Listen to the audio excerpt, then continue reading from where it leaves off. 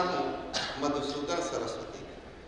उसी परंपरा आगे बढ़ती है, आचार्य रामचंद्र शुक्ल आते हैं, थोड़ी उसी के आसपास हरिऔध जी भी थे और अभी वाणी वितान की चर्चा हमारे गुरु जी कर रहे थे विश्वनाथ प्रसाद मिश्र की। और उसी परंपरा में हजारी प्रसाद जी द्विवेदी जिन्होंने बाण भट्ट की कथा लिखी और पंडित विद्यानिवास मिश्र जी ने तो कालिदास से साक्षात्कार ही कर लिया। ये दोनों लोग अद्भुत। इसके पूर्व मैं प्रणाम करना चाहूँगा गुरुओं के गुरु प्रोफेसर रामजी तिवारी को और उत्तर प्रदेश हिंदी संस्थान के प्रशासनिक अधिकारी सरस्वती की विदुषी सुता डॉक्टर अमिता दुबे जी को, आज के कार्यक्रम के विद्वान अध्यक्ष माननीय मिश्र जी को और सर्वतंत्र स्वतंत्र मनीषी आदरणीय अष्टभुजा प्रसाद जी शुक्ल को सादर विद्वत वर्ग के चरण रेणु धर्मार्थ कहता नम्र विनम्र हो अपने मन की बात। विद्वानों, जब कालिदास पर कुछ लिखने की बात आती है, कहने की बात आती है तो मल्लीनाथ स्मरण। और मल्लीनाथ ने कहते हैं कि रघुवंश की सर्वंकष संजीवनी टीका के 7-8 श्लोक लिखे हैं। उसमें उन्होंने लिखा, प्रकरण हमारा वही है कालिदास से साक्षात्कार। अभी एक सज्जन बोल रहे थे उसके पहले, वो भी कुछ इसकी चर्चा कर रहे थे। तो कालिदास से साक्षात्कार की पृष्ठभूमि में ही मैं इतना कह रहा हूँ। जब मल्लीनाथ को हमारे यहाँ संस्कृत में महाकुलाचर कहा जाता है, महापंडित थे, उन्होंने कहा कालिदास गिरासारम कालिदास सरस्वती अथवा चतुर्मुखो विदुर न अन्य तुमादिशा। कालिदास की वाणी का अर्थ या तो कालिदास जाने अथवा सरस्वती जाने अथवा ब्रह्मा जाने, हम जैसे लोग तो जान ही नहीं सकते। ऐसा तो मल्लीनाथ का उद्देश्य था, लेकिन पंडित विद्यानिवास मिश्र ने उस कालिदास की अर्थवत्ता को हमारे और आपके सामने रखा। मेरे बहुत पढ़ा लिखा व्यक्ति मैं नहीं हूँ। मैंने जो पंडित विद्यानिवास मिश्र पर 7-8 पुस्तकें पढ़ी हैं, भावक है, सोच विचार है, ऐसे 5-6 पत्रिकाएं, लेकिन उसमें मुझे कहीं भी कालिदास से साक्षात्कार के बारे में जानकारी नहीं मिली। अगर होगी किसी ग्रंथों में तो मुझे जानकारी नहीं है। एक जगह मैंने कालिदास से साक्षात्कार की चर्चा पढ़ी, वो है उत्तर प्रदेश हिंदी संस्थान से प्रकाशित डॉक्टर प्रभाकर मिश्र की पुस्तक। पवनान पीजी कॉलेज में प्रिंसिपल हुआ करते थे, हिंदी के अद्वितीय विद्वान थे। उन्होंने मात्र इस पुस्तक की चर्चा की है पंडित जी की पुस्तकों की माला में, लेकिन उसके अंदर क्या है इसकी चर्चा उन्होंने नहीं की। मैं भी नहीं कर सकता। जब महाकुलाचल क्या कहते हैं मल्लीनाथ नहीं कर सकते तो मुझकी क्या हिम्मत है। लेकिन एक बात कही कालिदास ने भी कि अपूर्व सूर्य भी पहले के विद्वानों ने इसमें रास्ता खोल दिया है, बड़े ऊपर समुद्र ने। और जैसे मणि के हीरे की कनी से छेदने पर आसानी से आप अपना धागा पिरो लेते हैं, ऐसे मैं ही चर्चा कर देता हूँ। और उस कालिदास के बारे में पूरा कवि नाम गणना प्रसंगे कनिष्ठ के धिष्ठित कालिदास अध्यात्म तत्व कवि रभावा अनामिका सार्थोति हो। क्योंकि यहाँ सब विद्वानों की ही मंडली है, इसलिए अर्थ करने की आवश्यकता नहीं है। बस मात्र मैं स्मरण करा रहा हूँ। आप में कोई भी नई बात मैं नहीं कहने जा रहा हूँ, सिर्फ मैं आपको स्मरण करा रहा हूँ। मैथिली शरण गुप्त की एक पंक्ति है, करुणे क्यों रोती है उत्तर में और अधिक तू रोई। करुणे क्यों रोती है उत्तर में और अधिक तू रोई, मेरी विभूति है जो भवभूति कहे क्यों। यानी जो मेरी अकेली विभूति है, करुणा कह रही है, उसको संसार की विभूति कहा जाए।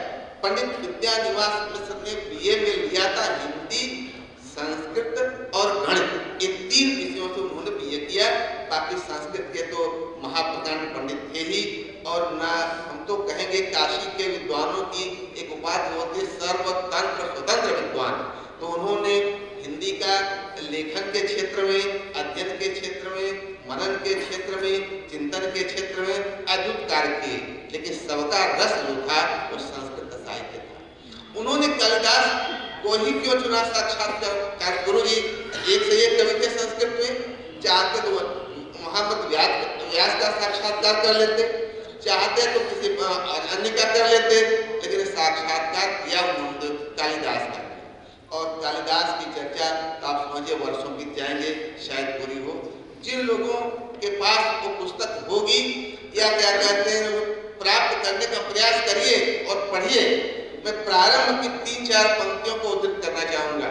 गुरुदेव आचार्य विद्यानिवास मिश्र ने सबसे पहले अपने पितृव्य का स्मरण किया है। पुस्तक के प्रारंभ की भूमिका में वो लिखते हैं कि मैं अपने पितृव्य पंडित मुनीश्वर मिश्र, मेरे से ही नाम मुनीश्वर मिश्र नाम है, स्मरण करते हैं कि उनके चरणों में बैठ करके मैंने संस्कृत को सीखा। इसी बीच कोई पंडित जी आए और उन्होंने देखा कि पंडित मुनीश्वर मिश्र जो हैं वो कालिदास पढ़ रहे हैं। तो उन्होंने कहा, अरे पंडित जी आप कालिदास को पढ़ रहे हैं, ऐसा श्रृंगारिक ऐसा वैसा, मैंने नाना प्रकार की टिप्पणियां शुरू की। लिखते हैं पंडित विद्यानिवास मिश्र कि मैंने कभी अपने पितृव्य को इतना क्रोध में देखा ही नहीं, जितने क्रोध में उनकी आंखें लाल हुई। और उन्होंने उस पंडित से कहा कि तुमने कालिदास को पढ़ा ही नहीं।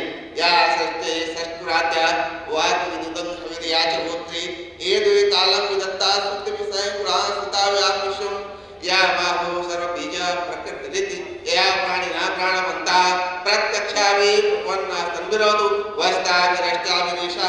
पहले इसको पढ़ो। भगवान शंकर जो हैं खाली वो बिंद ही नहीं है, वे अष्टमूर्ति हैं। जो अग्नि है, जो जल है, वायु है, जो पृथ्वी है, या सूर्य और चंद्रमा, ये शंकर हैं। पहले उनको तो पढ़ो, उनको तो जानो। और कालिदास को अगर जानना है तो पढ़ो। सो हम आदम शुद्धाना आप फलोदय करुणाम आ समुद्र क्षितिशानाम आ नाम अजय भारत, अमेय भारत, अखंड भारत और क्या कहते हैं विश्व गुरु भारत का अगर वास्तव में कहीं एक बिंब खड़ा होता है, मैं व्यास को नहीं बोलता, वाल्मीकि को, लेकिन भाई जिसको बोलना है, होता क्या है जब गोस्वामी जी सीता की सुंदरता का वर्णन करने बैठे तो कहते क्या है, सुंदरता को सुंदर करेगी अच्छा विग्रह दीप सिखाजन बोले। सुंदरता को भी वह सुंदर कर रही थी। तो कहने का तात्पर्य ये है। और पार्वती का चित्रण जब कालिदास करना शुरू करते हैं तो कहते सर्वोपमात्र समुच्चयन, सारे अंगों की जो उपमा के द्रव्य हैं उनके समुच्चय को एक साथ देखने की इच्छा विधाता की थी, इसलिए उन्होंने पार्वती के रूप का निर्माण किया। कहने का तात्पर्य है कवि जब वर्णन करने बैठता है तो जिस प्रकरण का वर्णन करने बैठता है उसे वह अतिथि बता देता है। कहने का बता दीजिएगा, कालिदास जब वर्णन करने बैठते हैं आज समुद्र क्षितिशानां, मैं ऐसे अखंड अमेय भारत की कल्पना करता हूँ जो अस्तित्व तरस्याम दिश देवतात्मा हिमालयो नाम राज। साहित्य भूषण में जयशंकर मिश्र जी बैठे हैं, साहित्य भूषण दयानंद मिश्र जी एक तरफ उत्तर भारत की सीमा बताते हैं हिमालय। हिमालय क्या है? देवतात्मा, देवताया आत्मा, देवतात्मा, देवानाम आत्मा, देवतात्मा, जो देवताओं की आत्मा है ये उत्तरी। और एक तरफ बताते क्या है, वो समुद्र जो है यहाँ तक भारत की सीमा है, ये भारत की अखंड सीमा है। और चरित्र कैसा था, उन राजाओं का व्यवहार कैसा था, तो उनका चरित्र था व्यवहार था आजन्म शुद्धानाम, वे जन्म से लेकर के मृत्यु पर्यंत तक। चूंकि यहाँ विद्वान उपस्थित हैं इसलिए मैं निवेदन करूंगा, कालिदास ने सबसे पहले तो दिलीप का वर्णन किया और दिलीप का वर्णन चर्चा करने पर टाइम लग जाएगा।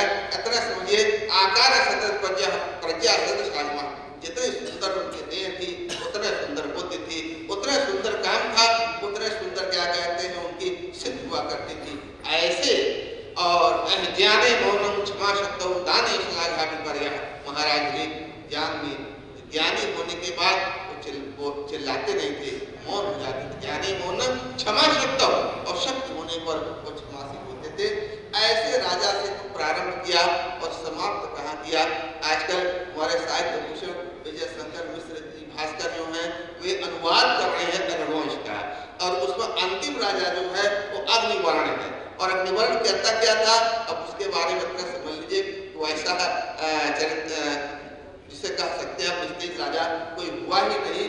अगर प्रजा उससे मिलने आती थी तो ऐसे में सब गवाक्ष ऊपर वाला है वो पैर लटका देता था, प्रजा जो है उसी गवाक्ष से लटके हुए पैर को देकर के चली जाती थी। रात दिन इधर उधर वाहियात कामों में लगा रहा, अंत में उसे जक्षमा हो गया और मंत्रियों ने कहा कि कोई जानने न पावे, रानी गर्भवती थी, तो बीच में उसको ले जा करके उपवन में दाह संस्कार चुपके से दाह संस्कार कर लिया, जाकि जनता ये जानने न पाए कि हम अरे राजा है ही नहीं है, और रानी को गर्भवती बना करके कालिदास ने वही छोड़ दिया। 2-3 श्लोकों की चर्चा करके बात को मैं समाप्त करूंगा, क्योंकि पंडित विद्यानिवास में फिर मैं कहूंगा कि कुछ चीजें ऐसी होती हैं कि कुल क्रमागत संस्कार होते हैं, जीन्स होते हैं, जो पिता पितामह प्रपितामह की परंपरा से आते हैं। तो पंडित मुनि हमारे पंडित विद्यानिवास मिश्र के पिता का नाम था प्रसिद्ध नारायण मिश्र, वो एडवोकेट थे, और जैसे प्रसिद्ध नारायण नाम था वैसे ही गोरखपुर के दीवानी कचहरी या कलेक्ट्री कचहरी में उनकी वकालत चलती थी और बड़े विद्वान जो थे। तो उन्होंने अपने बच्चे को अपने भाई के पास भेजा पढ़ने के लिए, और वहाँ से पंडित मुनीश्वर मिश्र जी के सानिध्य में संस्कृत के महापंडित हो गए। तो क्षेत्रीय चंद्र चट्टोपाध्याय के पास भेजा। पंडित क्षेत्रीय चंद्र चट्टोपाध्याय इलाहाबाद विश्वविद्यालय के उस समय के वेद के महापंडितों में गिने जाते थे, और उनके सर्वप्रिय शिष्य अगर कोई थे तो हमारे पंडित विद्यानिवास मिश्र थे। एक प्रकरण आता है, आज राजा राम के बेटे का नाम कालिदास ने क्यों साक्षात्कार किया हमारे पंडित जी ने। आधी रात हो गई है और सब लोग सो गए हैं, लेकिन अकेले राजा कुछ क्यों जगे हुए हैं। एक औरत आती है, युवती है, लेकिन कुछ घबराई सी लग रही है। अब कल्पना करें, अथार्ध रात्रे स्तमिते प्रदीपे शय्या गृहे सुप्त जने। अथार्ध रात्रे, आधी रात हो गई है, ये रघुवंशी राजाओं का चित्र है। आधी रात हो गई है और वो औरत चली आ रही है। आधी रात में कोई अपरिचित औरत किसी पुरुष के पास जाए तो सोचिए उसके मन में क्या भावनाएं उत्पन्न होंगी। तो अथार्ध रात्रे स्तमिते प्रदीपे, प्रदीप भी धीरे धीरे घूर्णित हो रहे हैं और लेकिन पैर बढ़ाते हुए चली आ रही है। तो राजा ने चूंकि 16 कारण गिनाए हैं कालिदास ने कि मैं क्यों रघुवंश लिख रहा हूँ, उसमें एक कारण है कथा कामार्थितार्थ नाम, मांगने वालों ने जैसा मांगा वैसा ही दे दिया। तो अगर कहीं इस स्त्री ने मुझसे घृण प्रस्ताव कर दिया तो भला मैं क्या करूंगा, मुझे घृण प्रस्ताव पूरा करना पड़ेगा। उसी में लिखते हैं कालिदास, रुको रुको, वो कहते राजा कुछ, रुको रुको रुको, का तुम कैसे परित्र हुआ, किंग मदभ्यागम कारणंते, तुम हो कौन, तुम किसकी पत्नी हो, किंग मदभ्यागम कारणंते, मेरे पास आधी रात में आने का क्या मतलब है। अरे दिन में आती तो मैं धन चाहिए था तो वित्त मंत्री से दिलाता, न्याय चाहिए था तो न्याय मंत्री से दिलाता। अर्थात क्या हुआ, और आचक्ष मत्वा वशिनामर गुणा मनः परस्त्री विमुखी भवन्ति, इसलिए कालिदास ने साक्षात्कार किया। आचक्ष जो भी कुछ कहना या मान करके कहना, ये रघुणां मनः प्रवृत्ति परस्त्री विमुखी भवन्ति, हम रघुवंशी राजाओं की जो मन प्रवृत्ति होती है वह परस्त्री से विमुख होती है। अब तुम्हें जो कुछ कहना हो सो कहो। एक प्रकरण महाराज, चूंकि पंडित जयप्रकाश जी लोग पूछने बैठे हुए हैं यहाँ पर, कहते हैं कि राम ने सीता को देखा, सीता ने राम को देखा। गुरु जी हमारे प्रोफेसर तिवारी जी अपना वक्तव्य दे रहे थे तो कह रहे थे मुझसे क्या कहते हैं, राम छोड़ते नहीं और कृष्ण छोड़ते नहीं। तो ठीक मेरी हालत है, कालिदास मुझको छोड़ते नहीं, तुलसीदास मुझसे छूटते नहीं। हमने गुरु जी का शब्द उधार लिया है, ये मेरा शब्द नहीं है। कालिदास मुझको छोड़ते नहीं और तुलसीदास मुझसे छूटते नहीं। ठीक यही प्रकरण का राम के सामने देखें, सीता को राम ने देखा, सुबह का 7:30 बजा था, गुरु जी ने खाली इतना कहा था फूल लेकर के आओ, और फूल लेने के बहाने पहुंचे तो छोटे भाई से कहते क्या है, अस कंकन किंकिनी नूपुर धुनुसुर, आगे आप सब तो आने जानी, अस कहि प्रिय चिताये कहियोरा, अस सिक्सिय मुख भय नयन चकोरा, भय विलोचन चार अचंचल, मनः सकुच निमित्त तजे दिजंगल, तात जनक तनयाय सोई, धनुष यज्ञ जे कारण होई, जास किलो की अलौकिक शोभा, सहज पुनीत मोर मनु शोभा। अब आप कल्पना करें गुरुजी, शोभा का अर्थ क्या होता है। शोभा का अर्थ विद्वान आप लोगों, भगवान राम तक कह रहे हैं, इनको देख करके मेरा मन जो है शुद्ध हो गया। कालिदास ये शंकर जी के सामने जब पार्वती जी का विवाह नहीं हुआ था, कुमार संभव अनित्य सुंदरी पार्वती, चर्चा करना हम तो जाएगा, आई और वो अपना फूल लेकर के उनके पैरों की ओर झुक रही है। तब तक तो काम ने अपना बाण चला ही दिया। हरस्त किंचित प्रत्युपधेश चंद्रोदयारंभ हिमांबुराशे, उमामुखे फलातरोष्ठे व्यापारयामास विलोचनानि। भगवान शंकर के मन में थोड़ी सी वासना जगी और उन्होंने पार्वती के मुख पर अपनी आंखों को, अपने नेत्र को लगाया। तब तक हरस्तु का क्रोधम प्रभो संघर संघरेति, तब तक भगवान शंकर ने स्वयं को संभाला। क्रोधम प्रभो संघर संघरेति यावत् तिलके मरुतां चरन्ति तावत् सवहने भव नेत्र जन्मा भस्मावशेषं मतंकार। तब तक तो काम चला गया। और सब यही बात करके खत्म करूंगा। अपनी सीता जी को देखा राम ने तो कहा क्या, तात जनक तनया सोई धनुष जगे आदि आदि। फिर उसके बाद देखिए रघुवंश गुरु जी यही पर कहते, गोस्वामी जी लिखते हैं, राम कहते हैं रघुवंशी के सहज स्वभाव मन को पंथ पर धराए न गाओ। छोटे भाई के सामने उन्हें अपना स्पष्टीकरण करना पड़ा। जे यदि पुरन लहाई नहीं थी नहीं डारे प्रति मन थी, जे मंगन लहाई नहीं के नहीं ते नरवर थोड़े जगमाही। कहने का तात्पर्य इतना ही है कि कालिदास से साक्षात्कार करने का तात्पर्य है चरित्र की ओर, व्यवहार की ओर, राष्ट्रीयता की ओर क्या कहते हैं देखना आवश्यकता है। एक बार हम पुनः बाणभट्ट की आत्मकथा को पढ़े ही पढ़े, साथ में कालिदास से साक्षात्कार भी पढ़े। पर पुनः साहित्य भूषण पंडित विद्यानिवास मिश्र के अनुज, इसके अलावा परम सहृदय विद्वान डॉक्टर दयानंद मिश्र जी को मनसा वाचा कर्मणा प्रणाम करता हूँ। आपने कम से कम ये मुझे अपनी वाणी को पवित्र करने का अवसर दिया। धन्यवाद।